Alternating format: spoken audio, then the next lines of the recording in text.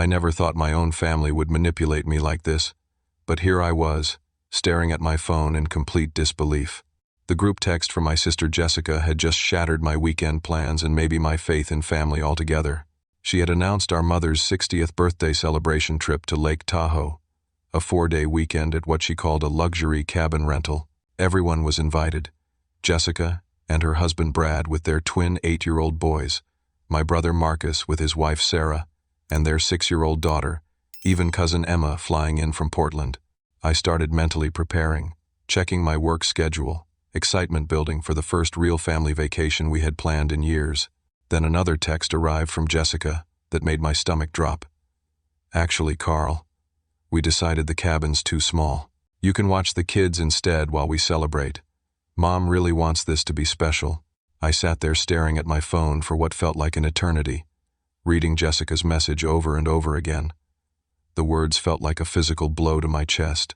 After 32 years of being part of this family, I was suddenly demoted to unpaid babysitter, while everyone else celebrated without me.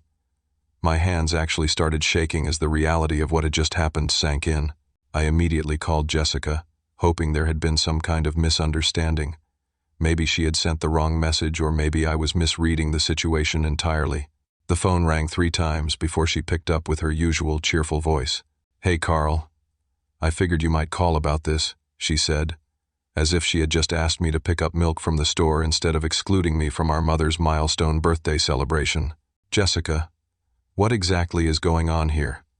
This morning I was invited to Lake Tahoe, and now suddenly I'm not good enough to join my own family for Mom's birthday." I tried to keep my voice level, but I could hear the hurt creeping through. "Oh, come on, Karl, don't be so dramatic. It's not about being good enough. The cabin we booked just doesn't have enough space for everyone, and honestly, someone needs to watch the kids anyway. You're so good with them, and this way the adults can really relax and focus on making Mom's birthday special." Her explanation felt hollow and rehearsed, like she had been practicing what to say if I questioned the decision. I pressed further, offering to pay for additional accommodations or even a larger cabin rental. "Look, I can book my own hotel room nearby, or we could upgrade to a bigger place. I'll cover the extra cost, Jessica. This is Mom's 60th birthday, and I want to be there." That's when her tone shifted completely. The fake sweetness disappeared, replaced by irritation and barely contained anger. "Karl, that would be incredibly selfish of you. You showing up uninvited would completely ruin the family dynamic we've worked so hard to plan. Mom specifically said she wants this to be peaceful and drama-free. Having you there would just complicate everything." The word uninvited hit me like a slap across the face. I had gone from family member to unwanted intruder in the span of a single conversation, but something about Jessica's defensive reaction told me there was more to this story. Later that evening I called Marcus, hoping my brother might have some insight into what was really happening. Marcus had always been more straightforward than Jessica, less prone to the manipulation tactics that seemed to come so naturally to our sister. "Marcus, I need to understand what's going on with this Lake Tahoe trip. Jessica says there's not enough space, but something doesn't add up." There was a long pause on the other end of the line. When Marcus finally spoke, his voice was quiet and uncomfortable. "Karl, I probably shouldn't be telling you this, but you deserve to know the truth. This isn't really about space or money." My heart started pounding as I braced myself for whatever revelation was coming. "Do you remember that dinner at Mom's house 3 months ago? When she was going on about your career choices and how disappointed she was that you became a freelance graphic designer instead of pursuing corporate law like she wanted? I remembered that night vividly. Our mother had spent the entire evening criticizing my life choices, questioning my financial stability, and making passive-aggressive comments about my artistic phase that had lasted over a decade. I had respectfully disagreed with her assessment, explaining that I loved my work and was building a successful business, even if it wasn't the traditional corporate path she had envisioned for me. "Yeah, I remember. But Marcus, all I did was stand up for myself. I wasn't rude or disrespectful." "I know that, Karl. And honestly, I thought you handled it really well. But after you left that night, Jessica convinced Mom and the rest of us that you were becoming difficult and argumentative. She painted this picture of you as someone who would create tension and drama during Mom's special celebration. She said having you there would turn the birthday trip into a confrontation about your life choices. The betrayal cut deeper than I could have imagined. Jessica had taken my moment of self-respect and twisted it into evidence that I was somehow a problem family member who needed to be managed and controlled.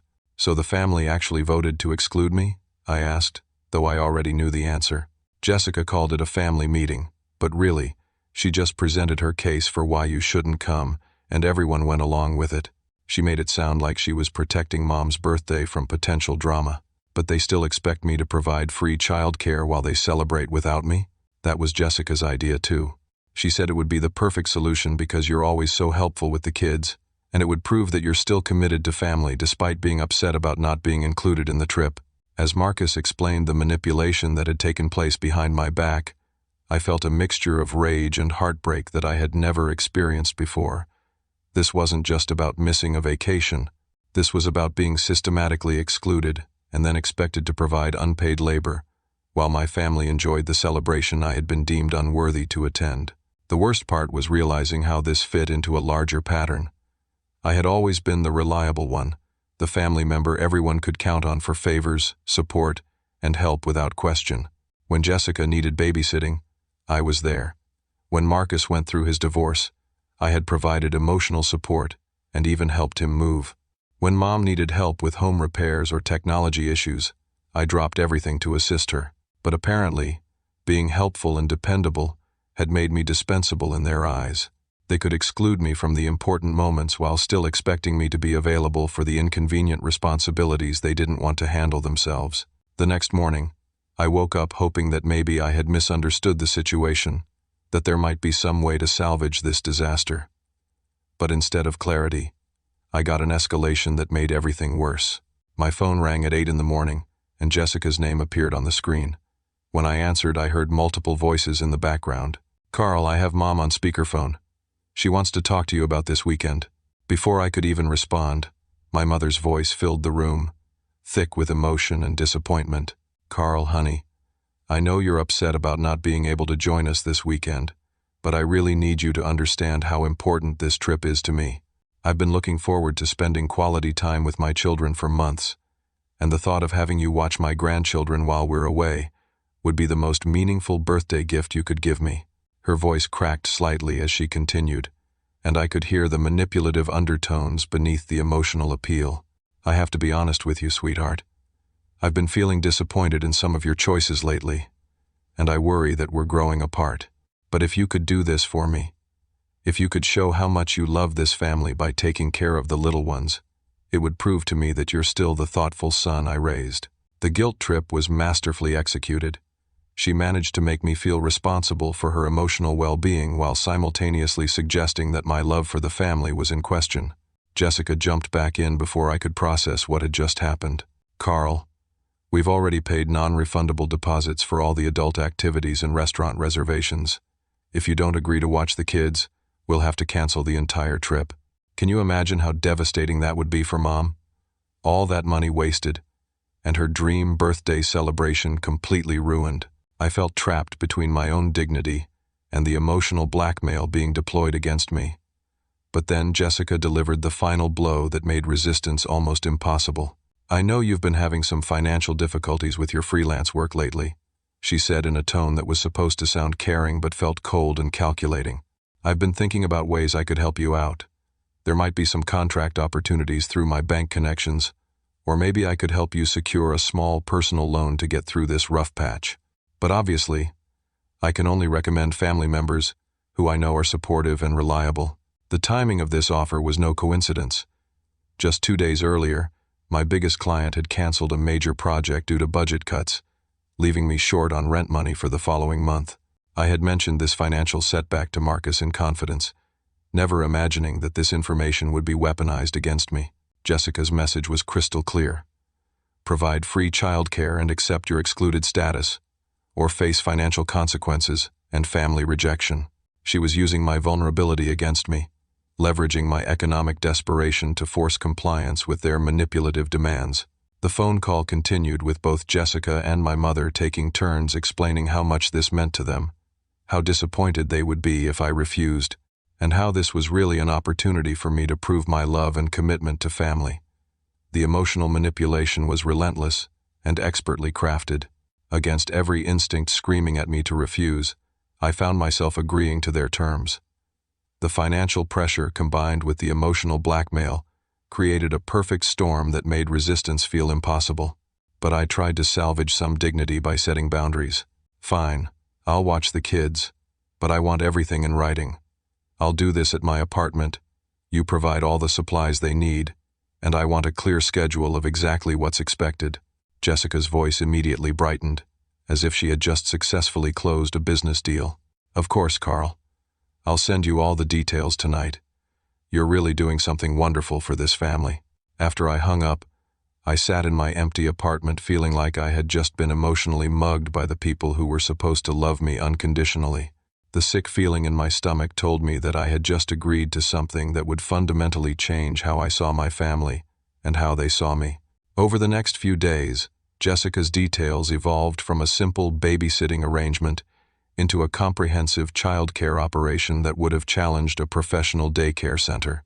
The emails started arriving within hours of our phone conversation, each one adding layers of complexity and expense that I hadn't anticipated. The first email contained detailed schedules for each child, including specific meal times, snack preferences, nap schedules, and behavioral management strategies. Jessica had apparently spent considerable time documenting every aspect of her children's routines, as if I were being hired as a professional nanny rather than helping out as a family member. Tommy needs his medication at exactly 2 p.m. every day for his ADHD, and Tyler gets cranky if he doesn't have his afternoon snack by 3:30. Make sure you follow the behavior chart I've attached if either of them acts out. The consequences need to be consistent with what we do at home. The second email detailed the activities she expected me to organize. Rather than simple supervision, Jessica had planned an elaborate entertainment schedule that would keep the children busy and stimulated throughout the entire weekend. I've told the boys that Uncle Karl is planning special adventures for them, so they're really excited. Saturday morning you should take them to the zoo, then lunch at that place they like, with the indoor playground. Saturday afternoon is the children's museum, and Sunday you can do the park and maybe the arcade. I've included addresses and hours for everything. When I calculated the admission fees, meals, and incidental expenses for these activities, the total came to more than $300.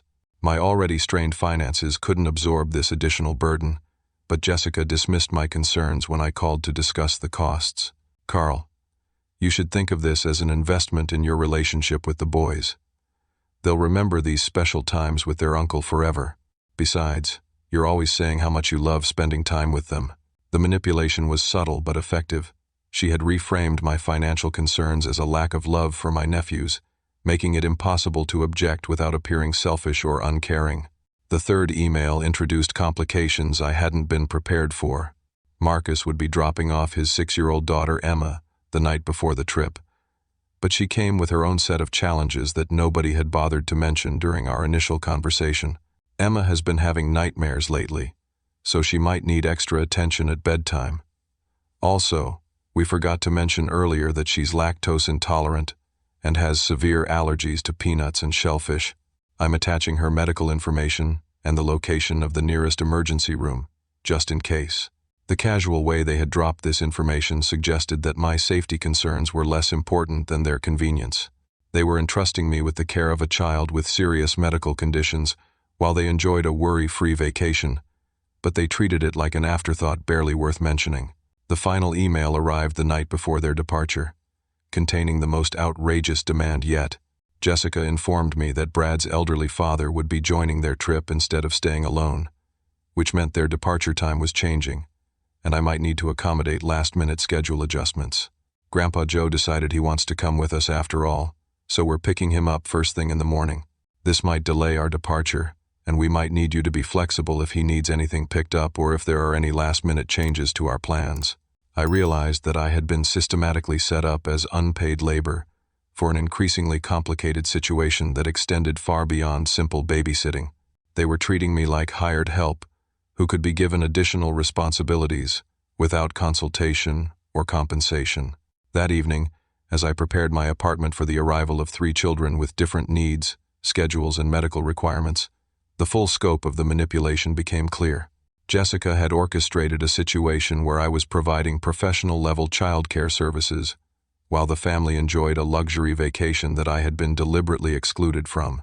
The resentment building inside me felt toxic and unfamiliar. I had always prided myself on being the helpful family member, the one who could be counted on in any situation. But this felt different.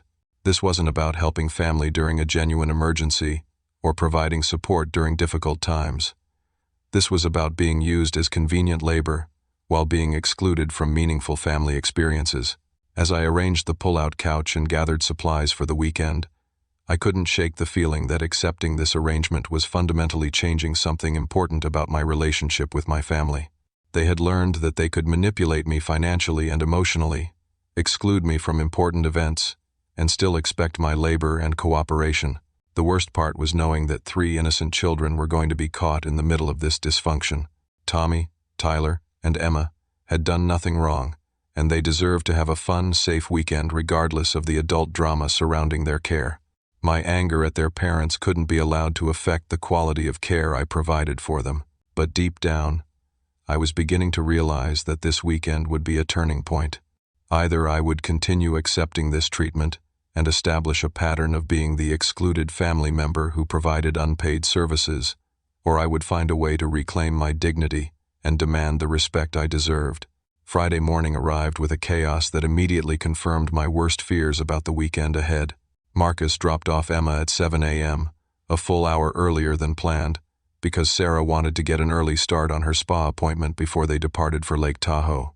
Emma arrived with puffy red eyes and a small suitcase that looked like it had been packed by someone who wasn't entirely sure what a 6-year-old might need for a weekend away from home.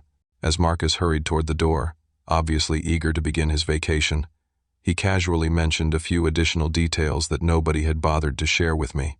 "Oh, Emma's been really clingy lately because of the nightmares, so she might need extra attention. Also, she's been refusing to eat most foods, so you might need to be creative with meals." Sarah packed some of her favorite snacks, but honestly, we're not sure what she'll actually eat. Before I could ask for clarification about Emma's dietary restrictions or emotional needs, Marcus was gone, leaving me with a clearly anxious child who was already asking when Mommy and Daddy would come back. Jessica arrived an hour later with Tommy and Tyler, both of whom were unusually hyper and demanding. The twins had apparently been told that their weekend with Uncle Karl would be filled with exciting adventures and special treats, creating expectations that I wasn't equipped to fulfill given my limited budget and resources. "Uncle Karl, Mommy said you're taking us to the zoo and the arcade and maybe even the movies. She said we might get to stay up late and have pizza for breakfast if we want," Tommy announced with the kind of enthusiasm that made my heart sink. Tyler joined in with his own list of expectations. "And we're going to play video games all day, and maybe you'll take us shopping for new toys. Mommy said this weekend is going to be extra special because you want to make up for not coming on the family trip." The way they phrased it made it clear that Jessica had spun my exclusion as my own choice rather than explaining that I hadn't been invited. In their young minds, I was the uncle who had chosen to stay behind to plan a special weekend for them, rather than the uncle who had been deliberately excluded from the family celebration. As Jessica prepared to leave, she handed me a folder thick with instructions, schedules, and contact information. But her demeanor had shifted from the grateful sister asking for help to something that felt more like a supervisor giving instructions to hired staff. "Everything's in the folder, but call me if there are any problems. Try not to call unless it's a real emergency, though, because we want to keep Mom's birthday celebration focused and peaceful. Oh, and make sure you document any issues with photos or videos so we know what happened if the kids tell us different stories later." The implication that I might lie about problems with the children felt like another small betrayal, another sign that they viewed me as someone who couldn't be trusted, despite being trusted with their most precious responsibilities. After Jessica left, the real challenges began immediately. Emma refused to eat the breakfast I prepared, claiming that nothing tasted right without her mommy there. The twins started fighting over toys within minutes, with each one insisting that the other was breaking rules that apparently existed at home but hadn't been clearly communicated to me. When Tommy had a meltdown about missing the real family vacation, the situation became heartbreaking in ways I hadn't anticipated. Why can't Uncle Karl come to Lake Tahoe with us? Why isn't he good enough for Grandma's birthday party? Mommy said he chose to stay home, but Tommy says that's not true, Emma asked with the brutal honesty that only children possess. I realized that the twins had overheard conversations they weren't supposed to hear, and they understood more about my exclusion than the adults had realized. Trying to explain the situation to a 6-year-old without criticizing her parents or revealing the extent of the family dysfunction felt impossible. Sometimes grown-ups make complicated decisions, Emma. What's important is that we have a good weekend together, okay? But Tyler wasn't satisfied with my diplomatic answer. Tommy says, "You're sad because nobody wanted you to come to the party." Are you sad, Uncle Karl? Did we do something wrong? The conversation was breaking my heart while simultaneously making me furious at Jessica for putting these children in the position of feeling responsible for adult problems they couldn't understand or control. During the afternoon, while the children napped, I decided to check social media to see if my family had posted any updates from their trip. What I discovered made my stomach drop and my hands shake with anger. Jessica had posted photos from what was clearly an upscale resort restaurant, not the budget cabin she had described to justify my exclusion. The images showed an elegant dining room with professional service, expensive wine, and a view that screamed luxury accommodation. The location tag revealed they were staying at the Ritz-Carlton Lake Tahoe, one of the most expensive resorts in the area. The two small cabin story had been completely fabricated. They were staying in premium accommodations with multiple bedrooms, world-class amenities, and the kind of luxury that made their claims about space and budget constraints obviously false. But the betrayal went deeper as I scrolled through the comments and previous posts. I found conversations from weeks earlier where family members had discussed strategies for managing the Karl situation and ensuring that Mom's party remained drama-free. The manipulation had been planned and coordinated long before I was officially excluded. One comment thread between Jessica and our cousin Emma from Portland revealed the truth with devastating clarity. "I still feel bad about leaving Karl out," Emma had written. Jessica's response was screenshot-worthy. "Trust me, it's better this way. Karl's been getting too comfortable challenging Mom's opinions, and we can't risk him turning her birthday into a debate about his life choices. Plus, this way we get free babysitting, and he feels included by helping the family." Other relatives had liked the comment and added their own thoughts about the clever solution Jessica had devised. Some praised her strategic thinking in getting quality childcare, while removing the problem family member from the celebration. The most devastating discovery was a comment from my own mother, posted just hours earlier. Jessica was right about this approach. Karl is so gullible and helpful that he actually believes our story about space limitations. Having him watch the kids while we enjoy this beautiful resort was the perfect solution. She had included laughing emojis and tagged other family members, clearly delighted by how easily they had manipulated me into providing unpaid labor while believing their lies about financial constraints and space limitations. The screenshots felt like physical evidence of a conspiracy I hadn't wanted to believe was real. My family had not only excluded me but had actively enjoyed deceiving me and laughing about my gullible nature while I provided them with convenient childcare services. As I sat in my apartment, surrounded by the toys and supplies of 3 children who trusted me completely, I felt more humiliated and disposable than I had ever felt in my life. But underneath the hurt, something else was beginning to form. A cold, strategic anger that would change everything. That evening, after the children were finally asleep, I sat in my living room staring at the screenshots of my family's social media posts, feeling like I was seeing them clearly for the first time in my life. The hurt was still there, raw and painful, but it was being transformed into something more useful: strategic thinking. I started reviewing everything I knew about my family members and their vulnerabilities, not out of spite, but out of necessity. If they could manipulate me using my financial situation and emotional attachment to family, then perhaps it was time to understand what leverage actually existed in this relationship. Jessica's recent promotion to regional bank manager had been a source of enormous pride for her. She had spent months talking about how the position required impeccable professional reputation and demonstrated family stability. The bank's conservative culture valued employees who exhibited strong character and ethical decision-making both personally and professionally.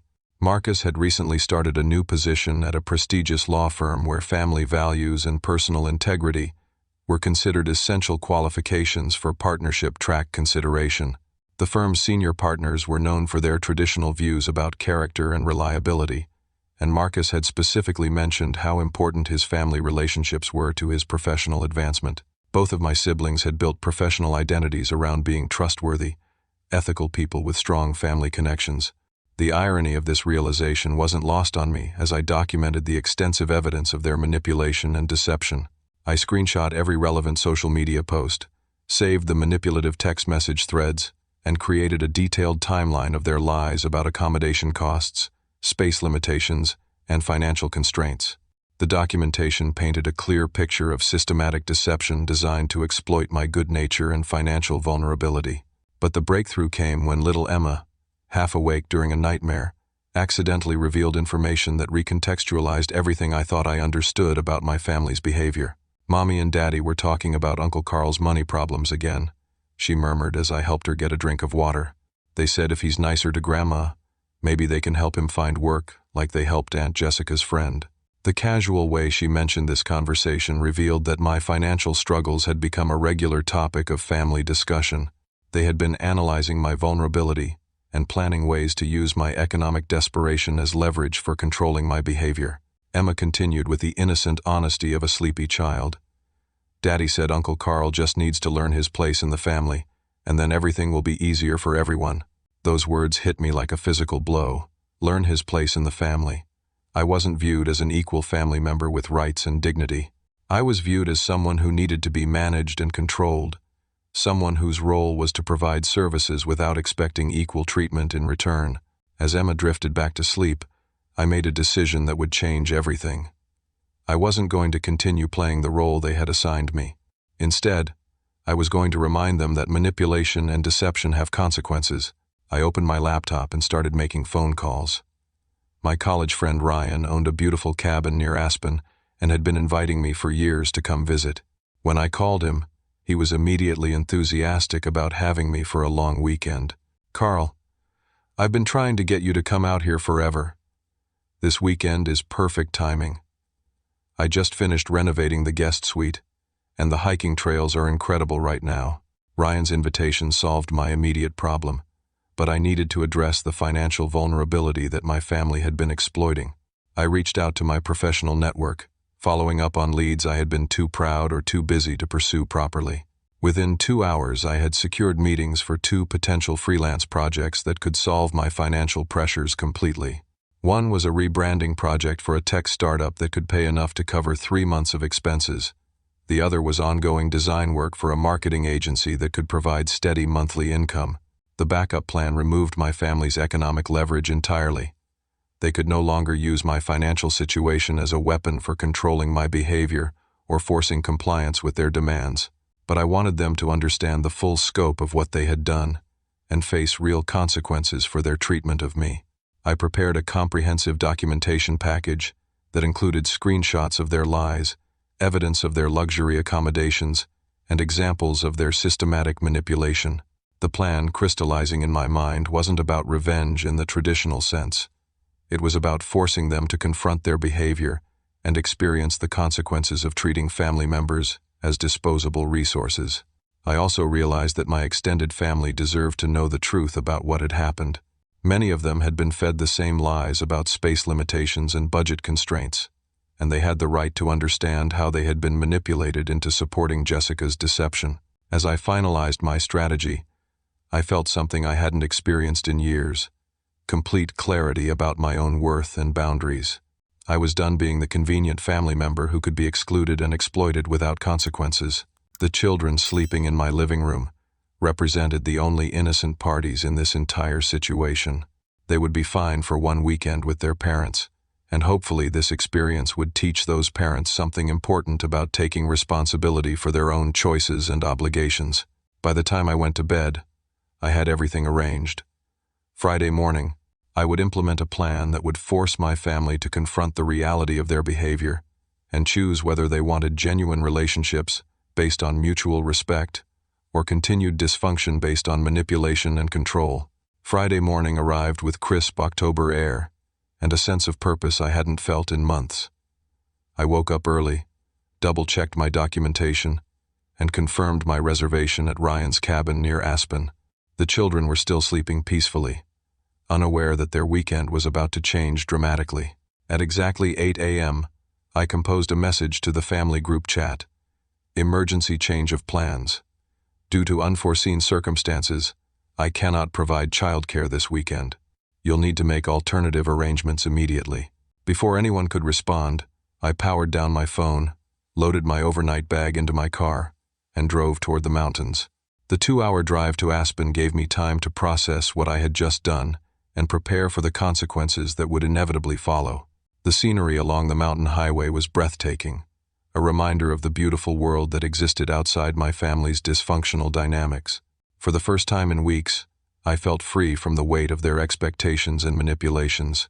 I had left detailed instructions for the children's parents, including contact information for their pediatricians, and a note explaining that they could collect their children from my apartment using the spare key I had given Marcus years earlier for emergencies. Everything was arranged to ensure the children's safety while making it clear that I was no longer available as convenient childcare. Ryan's cabin exceeded even my optimistic expectations. Nestled among towering pine trees with a view of snow-capped peaks, it offered the kind of peace and luxury that put my family's Lake Tahoe resort into perspective. This was what a real vacation looked like, complete with genuine friendship and respect, rather than manipulation and exploitation. "Karl, you look like you need this more than I realized," Ryan said as we sat on his deck with coffee, watching the morning light transform the mountainside. "What's going on with your family?" I explained the situation honestly, sharing the screenshots and documentation that revealed the extent of my family's deception. Ryan's reaction was immediate and intense. "They did what? Karl, this isn't just family drama. This is systematic emotional abuse. Nobody deserves to be treated like this, especially not by people who are supposed to love them unconditionally." His validation meant more than I could have expressed. Having an outside perspective confirm that my family's behavior was genuinely wrong helped me trust my own judgment about the situation. Throughout the day, I ignored my phone completely, focusing instead on hiking through aspen groves and enjoying conversations with someone who valued my company, rather than viewing me as convenient labor. The contrast between Ryan's genuine friendship and my family's manipulative dynamics was stark and enlightening. That evening, I finally turned my phone back on to assess the damage.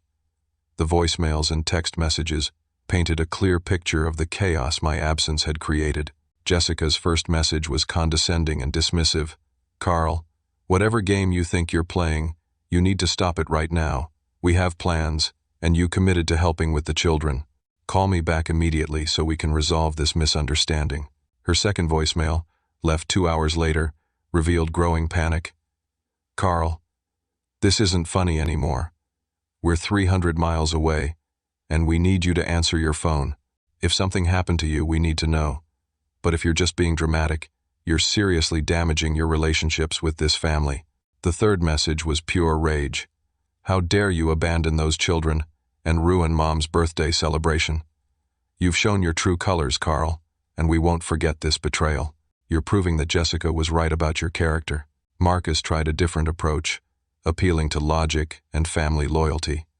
"Karl, I understand you're upset, but this approach is only making things worse. The children are confused and scared, and Mom is devastated that her birthday is being overshadowed by family conflict. Please call back so we can work this out like adults." But it was my mother's voicemail that revealed the true scope of the manipulation I had escaped. Her tearful message was filled with accusations and emotional blackmail that made their previous manipulation attempts seem subtle by comparison. "Karl, I never thought my own son would be so selfish and cruel. You've ruined the most important birthday of my life, and I'll never forgive you for abandoning your own family when we needed you most. This behavior is exactly why we didn't invite you in the first place. You've proven that you only care about yourself." The messages continued throughout the day, each one revealing more about how my family viewed my role in their lives and their complete inability to understand why their behavior might be problematic. But the real breakthrough came from messages I received from extended family members who weren't part of the manipulation conspiracy. Cousin Emma from Portland had received frantic phone calls from Jessica, trying to find emergency babysitters for children who were supposedly already being cared for by their devoted uncle. Karl, I'm really confused about what's happening this weekend. Jessica called me in a panic, asking if I knew any babysitters in your area, and she accidentally mentioned that you guys are staying at some resort instead of the cabin she told everyone about. Are you okay? The story keeps changing every time someone talks to her. Uncle Robert left a voicemail expressing similar confusion. Karl, your mother mentioned you were watching the grandchildren this weekend, but Jessica just called asking if we could drive down to help with some kind of emergency. I thought you were supposed to be handling childcare, and I'm not understanding why there's suddenly a space problem when Jessica's social media posts show her at what looks like a pretty spacious resort. The inconsistencies in their story were becoming impossible to maintain as extended family members compared notes and asked logical questions about the conflicting information they were receiving. By Saturday evening, it was clear that my strategic absence was forcing my immediate family to confront the consequences of their deception in ways they hadn't anticipated. They couldn't maintain their lies when faced with the practical reality of their choices. Sunday morning in the mountains brought clarity that had been missing from my life for months. As I sat on Ryan's deck, watching the sunrise paint the peaks in shades of gold and rose, I understood that this weekend had changed something fundamental about how I viewed myself and my family relationships. The final messages on my phone revealed that the consequences of my family's manipulation had extended far beyond the inconvenience of finding last-minute childcare. Their carefully constructed narrative had completely unraveled under scrutiny from extended family members who had started asking uncomfortable questions. Jessica's professional reputation was already suffering from her own social media posts.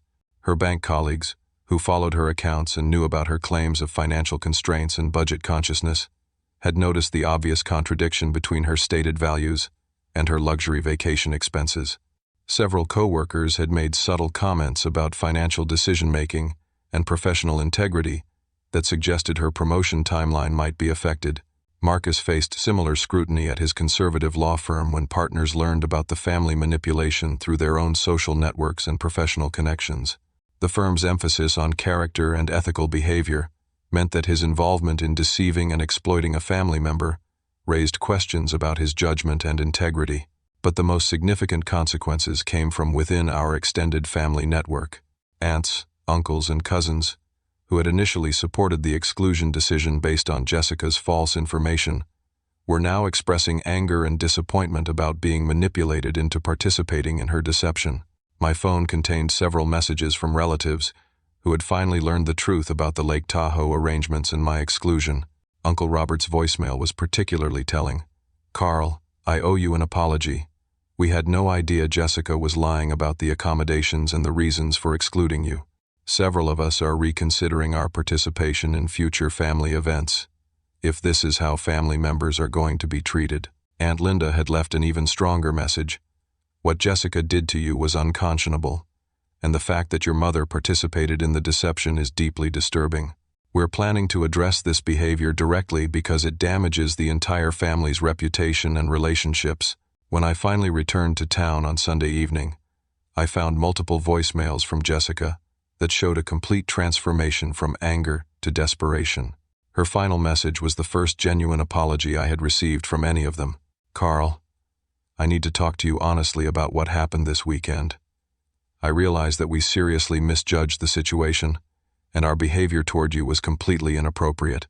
The lies about the accommodations, the manipulation about your finances, excluding you from Mom's birthday, all of it was wrong, and I'm genuinely sorry. The apology continued with admissions I never expected to hear. We treated you like hired help instead of family, and we took advantage of your good nature and financial situation. That's not who I want to be as a sister, and it's not how I want to teach my children to treat people they love.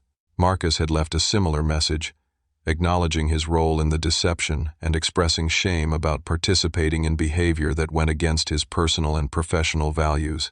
His apology was particularly meaningful because it demonstrated actual understanding of why their actions had been harmful rather than just regret about the consequences. My mother's message was the most difficult to hear but also the most important. She admitted that her disappointment in my career choices had led her to support excluding me from her birthday celebration, and she recognized that this behavior had seriously damaged our relationship. Karl, I allowed my own expectations and disappointments to cloud my judgment about what's truly important. You're my son, and you deserve to be included in my birthday celebration regardless of whether I agree with all your life choices. I participated in manipulating and deceiving you, and I'm deeply ashamed of that behavior. The apologies felt genuine, but I knew that real change would require more than words. When Jessica called to arrange a face-to-face conversation, I agreed to meet but made it clear that our relationship would need to operate under completely different terms going forward. The conversation that followed was unlike any discussion we had ever had as a family.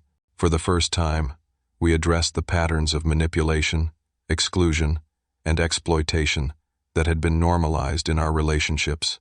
Jessica acknowledged that she had been treating me like someone whose role was to provide services rather than someone whose needs and feelings mattered equally.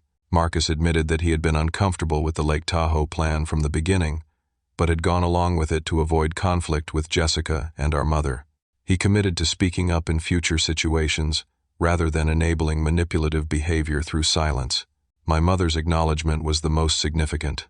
She recognized that using my financial vulnerability as leverage for controlling my behavior was a betrayal of the unconditional love that should define parent-child relationships. She committed to working on accepting my career choices and treating me as an equal adult family member. But words alone weren't enough to rebuild trust. I established clear boundaries for future family interactions. I would participate in family events where I was genuinely welcome and equally included. I would not provide unpaid services under pressure or manipulation. I expected honest communication about plans, expectations, and any conflicts that might arise. The changes weren't immediate or perfect, but they were real. 6 months later, our family dynamics had improved significantly because everyone had been forced to confront the toxic patterns that had been damaging our relationships. Jessica began including me in planning family events as an equal participant, rather than someone whose attendance was optional. Marcus regularly checked in without expecting favors or services in return. My mother made genuine efforts to understand and support my career choices rather than criticizing them. Most importantly, I had learned to value myself appropriately and maintain healthy boundaries in all my relationships. The confidence I gained from standing up to family manipulation translated into professional success and more authentic connections with friends and colleagues. When my mother's 61st birthday approached, I received an invitation that felt completely different from the previous year. The planning process involved genuine consultation with all family members, honest communication about costs and accommodations, and mutual respect for everyone's needs and preferences. I accepted the invitation knowing that I was now participating as an equal family member, rather than someone whose role was to provide convenient services. The celebration was genuinely enjoyable because it was built on authentic relationships rather than manipulation and control. The deeper life lesson from this experience was profound. Accepting manipulation and mistreatment to maintain relationships actually destroys those relationships from within. By refusing to enable toxic behavior and demanding genuine respect, I had forced my family to choose between continuing their dysfunction or building healthier connections. Real love doesn't require you to sacrifice your dignity or accept exploitation. Healthy family relationships are built on mutual respect, honest communication, and equal consideration for everyone's needs and feelings. Sometimes the most loving thing you can do is refuse to participate in patterns that damage the people you care about. Have you ever found yourself in a situation where family members expected you to accept unfair treatment to prove your loyalty? How did you handle the pressure to choose between your own dignity and maintaining family relationships? I'd love to hear your experiences in the comments below. If this story resonated with you, please give it a like and share it with anyone who might benefit from hearing about the importance of setting healthy boundaries with family. Don't forget to subscribe for more stories about standing up for yourself and building authentic relationships. Thank you for listening to my story, and I hope it helps you recognize your own worth in the relationships that matter most to you. Remember, you deserve to be treated with respect and dignity by the people who claim to love you.